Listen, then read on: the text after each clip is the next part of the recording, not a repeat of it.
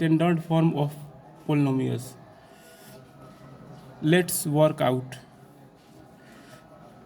पहला क्वेश्चन कह रहा है निम्न बहुपदों को मानक रूप में लिखें। कह रहा है पहला क्वेश्चन, मैं आज आपका टेस्ट योर माइंड ले रहा हूँ टाइम। मैंने पिछले अपने वीडियो में बहुपद का मानक रूप क्या होता है इसके बारे में विस्तार से चर्चा किया था। उसी के आधार पर आज मैं कुछ प्रश्न आपसे पूछूंगा। आप 2-3 सेकंड के अंदर उसको बना लीजिएगा। क्वेश्चन नंबर 1 है निम्न बहुपदों को मानक रूप में लिखें। पहला क्वेश्चन और इंग्लिश में right in the standard form of the following polynomials. Right in the standard form of the following polynomials. पहला क्वेश्चन है 7x के power 4 plus 3x cube plus 2x के power 5 plus 4x square plus 2x plus 1। इसको हमें standard form में लिखना है, मानक रूप में लिखना है। तो मैंने समझाया था आपको कि मानक रूप में लिखने के लिए कहेगा तो सबसे पहले हम उस पद को लेंगे जिस पद के में चर का घात सबसे ज़्यादा हो। इस पद को हम सबसे पहले लेंगे। तो सबसे पहले हम इस पद को लेंगे 2x के पावर 5, क्योंकि इसमें चर का घात सबसे ज़्यादा है। तो 5 जो है सब पावर से ज़्यादा है। यहाँ 4 है, यहाँ 3 है, यहाँ 2 है, तो 5 सबसे ज़्यादा पावर है। इसको हम पहले लेंगे। इसके बाद हम किसको लेंगे? इसको लेंगे क्योंकि 5 से कम है 4, 5 से जस्ट कम है 4, तो इसको हम ले लेंगे 7x के पावर 4। अब इसके बाद कौन लेंगे? अब 4 से छोटा कौन है? 4 से छोटा है 3, इस वाले को ले लेंगे हम 3x क्यूब। अब पावर में 3 से छोटा कौन है? तो पावर में 3 से छोटा 2 है, तो इस वाले पद को ले लेंगे 4x स्क्वायर। अब 2 से छोटा कौन है? 2 से छोटा यहाँ 1 है, तो 2x ले लेंगे। अब लास्ट में हम अचर पद लिख देंगे, कांस्टेंट टर्म। हमारा मानक रूप तैयार हो गया। इस बहुपद का मानक रूप हमारा इस बहुपद के रूप में तैयार हो गया। आंसर आ गया। कह देगा कि इसका स्टैंडर्ड फॉर्म लिखो, तो यहाँ आंसर आ गया, हमने निकाल दिया आंसर। अब दूसरा क्वेश्चन देखिए। दूसरा क्वेश्चन, इसको हमें स्टैंडर्ड फॉर्म में तैयार करना है। इसको हमें मानक रूप में लिखना है। कैसे लिखिएगा? कहिएगा आप कि सबसे ज़्यादा पावर इस वाले पद का है। इस पद को पहले लिखिएगा 8y के पावर 8। 8 से छोटा पावर में कौन है? 8 से ठीक छोटा, 8 से ठीक छोटा 6 है। इस वाले पद को हम इसके बाद लिखेंगे 5y के पावर 6। अब 6 से छोटा कौन है पावर में? तो 6 से छोटा 5 है, तो लिखेंगे 2y के पावर 5। 5 से छोटा है 4, 4y के पावर 4। 4 से छोटा है 3, 8y के पावर 3। अब लास्ट में अब 8 लिख देंगे, क्योंकि अचर पद को लास्ट में लिखा जाता है। 8 आंसर आ गया।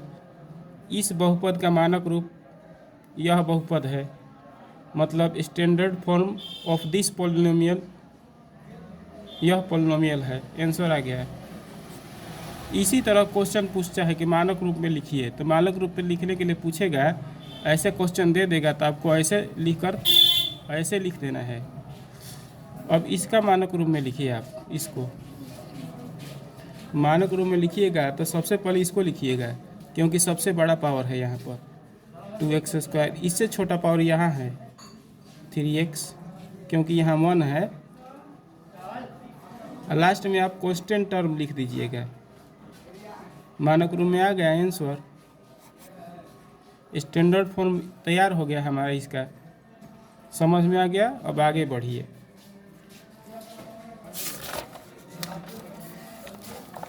अब इस बहुपद का मानक रूप लिखना है, तो ध्यान से देखिए।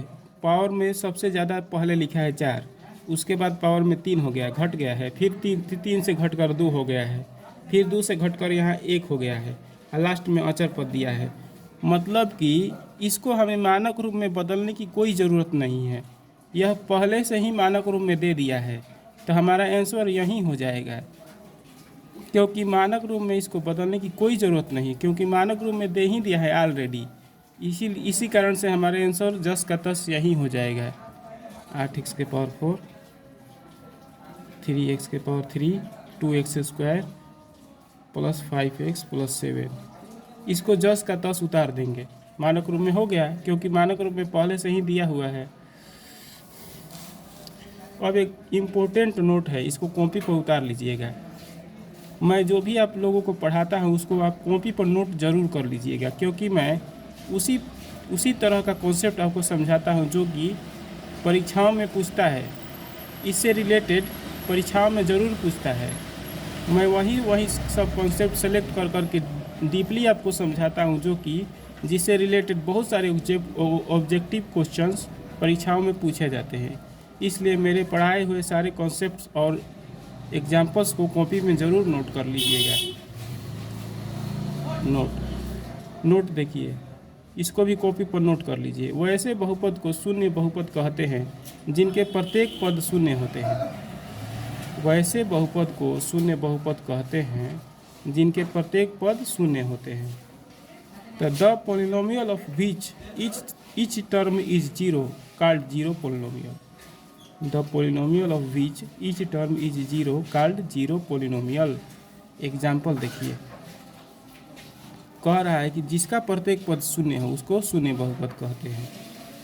मतलब कि जिसका ईच टर्म जीरो है वो, जैसे कि ऐसे होगा 0 इंटू एक्स के power 3, 0x square, 0x plus 0। इसको ध्यान से देखिए, इसको गौर से देखिए, इसका प्रत्येक पद शून्य है कि नहीं? अतः यह जीरो पॉलिनोमियल है, शून्य बहुपद है। क्या है? Zero polynomial. क्योंकि इसका प्रत्येक पद शून्य है। इसमें गुणा करिएगा तो जीरो आ जाएगा, इसमें गुणा करिएगा तो जीरो आ जाएगा, इसमें गुणा करिएगा जीरो, इसको जीरो, प्रत्येक पद जीरो है। इसी तरह से 0 into x square, 0x into plus 0, इसका भी प्रत्येक पद शून्य है, अतः यह शून्य बहुपद है। अब 0x के पावर 4 प्लस 5, क्या यह शून्य बहुपद है?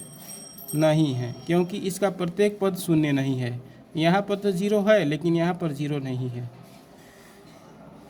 या केवल 0 दे देगा तो भी शून्य बहुपद हो जाएगा, क्योंकि केवल 0 को भी शून्य बहुपद कहते हैं। केवल 0 को भी जीरो पॉलिनोमियल कहते हैं। ठीक, समझ में आ गया? अब आगे बढ़िए।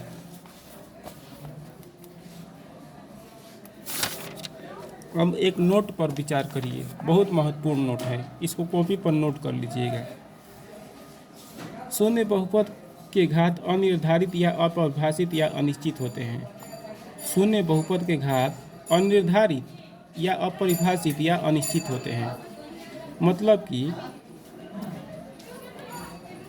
परीक्षा में आपसे पूछ देगा कि शून्य बहुपद का घात क्या होता है, तो कहिएगा अनिर्धारित होता है, या अपरिभाषित होता है, या अनिश्चित होता है। ठीक। द डिग्री और index of a zero polynomial be indefinite और अनडिफाइंड। ठीक। द डिग्री और index of a zero polynomial be indefinite और अनडिफाइंड। ठीक। अब घात के आधार पर बहुपदों का वर्गीकरण। घातों के आधार पर, पावर्स के आधार पर बहुपदों का वर्गीकरण, मतलब पावर्स के आधार पर, घात के आधार पर कितने प्रकार के बहुपद होते हैं। Classification of polynomials on the basis of degree और powers. Classification of polynomials on the basis of degree और पावर्स। ठीक। तो पूछ देगा आपसे कि घात के आधार पर कितने प्रकार के बहुपद होते हैं, मतलब कि how many types of polynomial on the basis of degree, how many types of polynomial on the basis of degree और पावर। तो कहिएगा कि घात के आधार पर निम्न प्रकार के बहुपद होते हैं। पहला नंबर में रैखिक बहुपद, मतलब लीनियर पोलिनोमियल। रैखिक बहुपद मतलब लीनियर पोलिनोमियल। इसका डिफिनीशन, रैखिक बहुपद का डिफिनीशन, जिस बहुपद का घात 1 होता है उसे रैखिक बहुपद कहते हैं। जिस बहुपद का घात 1 हो उसे रैखिक बहुपद कहते हैं। द पोलिनोमियल हैविंग पावर और degree a1 called linear polynomial. The polynomial having power or degree 1 called linear polynomial. ठीक, इसका एग्जाम्पल देखिए।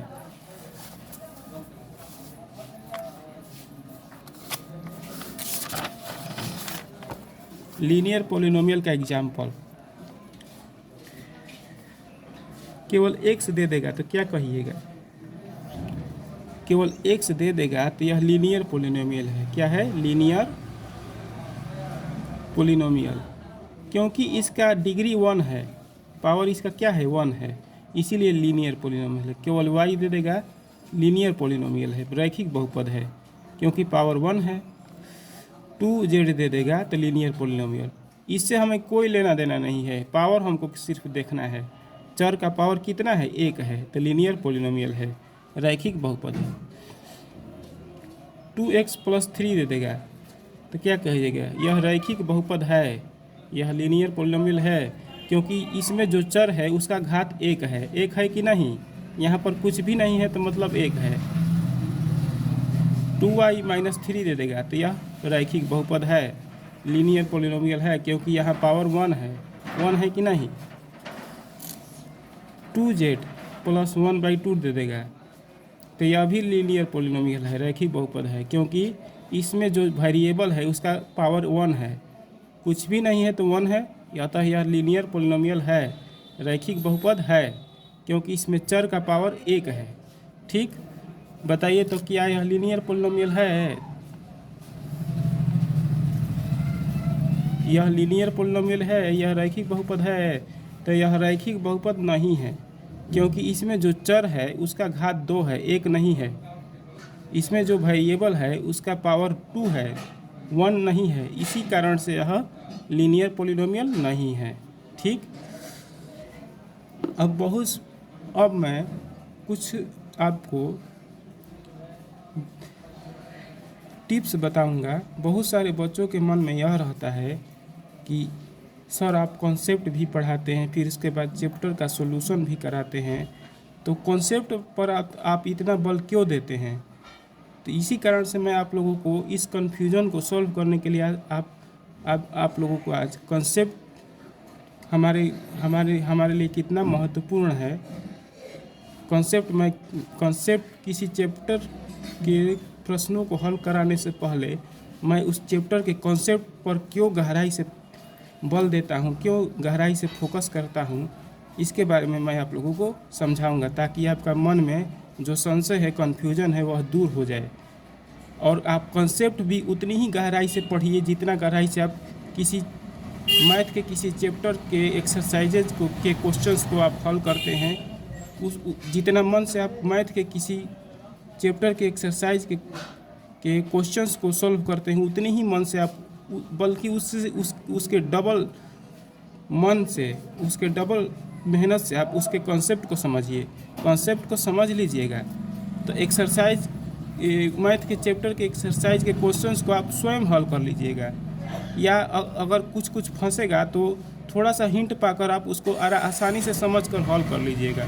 यदि आप कॉन्सेप्ट नहीं पढ़िएगा किसी चैप्टर का तो अपने से हल करने में आपको बहुत ही दिक्कत होगा, बल्कि मैं तो कहूँगा कि अपने से हल कर ही नहीं पाइएगा बिना कॉन्सेप्ट जाने। कॉन्सेप्ट जानिएगा तो ही ऑब्जेक्टिव क्वेश्चंस को सॉल्व कर पाइएगा, क्योंकि 90 से 97% ऑब्जेक्टिव क्वेश्चंस वही विद्यार्थी, वही छात्र सॉल्व कर पाता है जिस छात्र का मैथ के किसी चैप्टर का कॉन्सेप्ट ठीक होता है, जड़ से मजबूत होता है। मैथ का कॉन्सेप्ट जिस छात्र का जड़ से मजबूत होता है, वही छात्र परीक्षाओं में ऑब्जेक्टिव क्वेश्चंस को सॉल्व कर पाते हैं। ऑब्जेक्टिव क्वेश्चन आसानी से उसका आंसर बता देते हैं, अर्थात उसका आंसर आसानी से हल कर देते हैं।